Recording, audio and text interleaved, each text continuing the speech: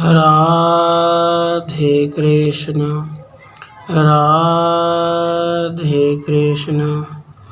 हे अर्जुन, रज और तम को दबाकर सत्वगुण, सत्व और तम को दबाकर रजोगुण एवं ऐसे ही सत्व और रज को दबाकर तमोगुण बढ़ता है। यद्यपि सत्वादि तीनों गुण प्रकृति से संयुक्त आत्मा के स्वरूप अनुबंधी स्वभाव से ही सदा साथ रहने वाले हैं, तथापि प्राचीन कर्मवश तथा शरीर पोषण और भोजन की विषमता से ये सत्वादि गुण एक दूसरे से दबकर और बढ़कर बरतते हैं। किसी समय रज और तम को दबाकर सत्वगुण बढ़कर बरतता है, वैसे ही किसी समय तम और सत्व को दबाकर रजोगुण और कभी रज और सत्व को दबाकर तमोगुण बढ़ जाता है। इस बात को कार्य की उपलब्धि से ही समझना चाहिए। कहते हैं, जब सभी इंद्रिय द्वारों में ज्ञान रूपी प्रकाश उत्पन्न होता है, तब ऐसा समझो कि शरीर में सत्व गुण बढ़ा है। जब वस्तु के यथार्थ स्वरूप को प्रकाशित करते समय चक्षु आदि समस्त ज्ञान इंद्रियों में ज्ञान उत्पन्न होता है, तब समझना चाहिए कि शरीर में सत्व गुण बढ़ा है। भरतश्रेष्ठ, लोभ, प्रवृत्ति, कर्मों का आरंभ, अशांति और सप्रिया, ये सब रजोगुण के बढ़ने पर उत्पन्न होते हैं। अपने द्रव्य को त्याग न कर सकने के स्वभाव का नाम लोभ है। प्रयोजन न समझ कर के भी कर्मों में चपलता के स्वभाव का नाम प्रवृत्ति है। फल के साधन रूप कर्मों के आरंभ के लिए किए जाने वाले उद्योग का नाम कर्मारंभ है। इंद्रियों की उपरामता के अभाव का नाम असम है। विषयों की इच्छा का नाम सप्रिया है। ये सब रजोगुण बढ़ने पर उत्पन्न होते हैं। अभिप्राय यह है कि जब लोभ आदि वृत्ति हों तो समझना चाहिए रजोगुण बढ़ा है। हे कुरुनंदन, अप्रकाश, अपरवर्ती, प्रमाद और मोह, ये सब तमोगुण के बढ़ने पर उत्पन्न होते हैं। ज्ञान के उदय न होने का नाम अप्रकाश है। स्तब्धता, निश्चेष्ट पड़े रहने का नाम अपरवर्ती है। अकर्तव्य में प्रवृत्ति करने के कारण रूपा जो असावधानी है, उसका नाम प्रमाद है। विपरीत ज्ञान का नाम मोह है। ये सब तमोगुण बढ़ने पर उत्पन्न होते हैं, अर्थात इनसे समझना चाहिए कि तमोगुण बढ़ा है। जब जीवात्मा सत्व गुण की वृद्धि के समय मृत्यु को प्राप्त होता है, तब वह आत्मज्ञानियों के निर्मल लोकों को प्राप्त होता है। जब सत्व गुण बड़ा होता है, तब उस बड़े हुए सत्वगुण के समय यदि जीवात्मा मृत्यु को प्राप्त होता है, तो वह उत्तम तत्व को जानने वालों के यानी आत्मा के यथार्थ स्वरूप को जानने वालों के मल रहित अज्ञान रहित लोक समूहों को प्राप्त होता है।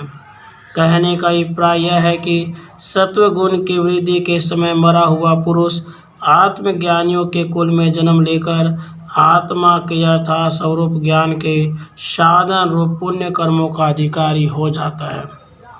रजोगुण में मृत्यु को प्राप्त होकर पुरुष कर्म आसक्तों में जन्म लेता है और तमोगुण में मरा हुआ मूढ़ योनियों में जन्म लेता है। बड़े हुए रजोगुण के समय मरण को प्राप्त होकर पुरुष फल के लिए कर्म करने वालों के कुल में जन्म लेता है, अर्थात वहाँ जन्म लेकर स्वर्ग आदि फलों के साधन रूप कर्म करने का अधिकारी होता है। तथा तमोगुण के बढ़ने पर मरा हुआ मनुष्य मूढ़ योनियों में, कुकर, सूकर आदि योनियों में जन्म लेता है।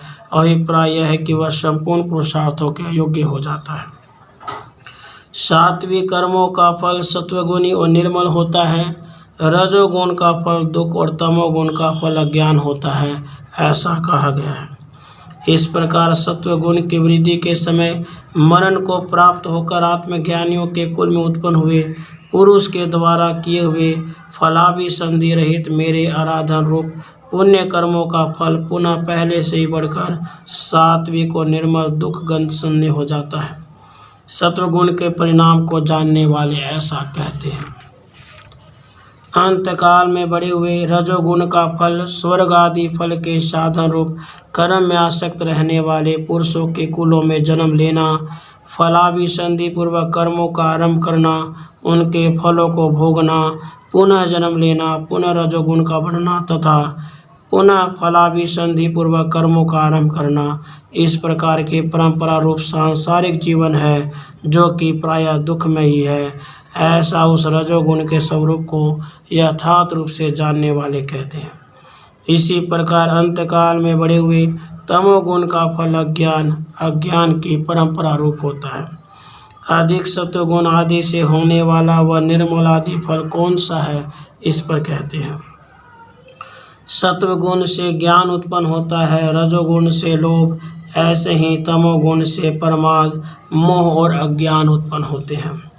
इस प्रकार परंपरा से उत्पन्न बढ़े हुए सत्वगुण से आत्मस्वरूप का यथार्थ साक्षात्कार हो जाना रूप ज्ञान उत्पन्न होता है तथा बढ़े हुए रजोगुण से स्वर्ग आदि फलों का लोभ उत्पन्न होता है और बढ़े हुए तमोगुण से प्रमाद, असावधानता के कारण होने वाली असत कर्म में प्रवृत्ति, उससे विपरीत ज्ञान रूप मोह, उससे तमोगुण की ओर भी वृद्धि और उससे फिर अज्ञान, ज्ञान का अभाव होता है।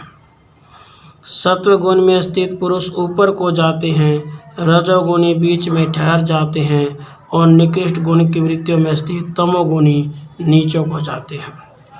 उपयुक्त प्रकार से सत्वगुण में स्थित पुरुष क्रमशः ऊपर को जाते हैं, संसार बंधन से मुक्त होते हैं। रजोगुण स्वर्ग आदि फलों में लोभ उत्पन्न कर देने वाला होने के कारण उससे युक्त राजस पुरुष फलों के साधन रूप फल कर्मों का अनुष्ठान करके उनके फलों को भोग कर पुनः जन्म लेकर उसके अनुरूप कर्म करते, इसलिए वे बीच में रहते हैं। वह स्थिति पुनरावृत्ति रूप होने के कारण दुख में ही है।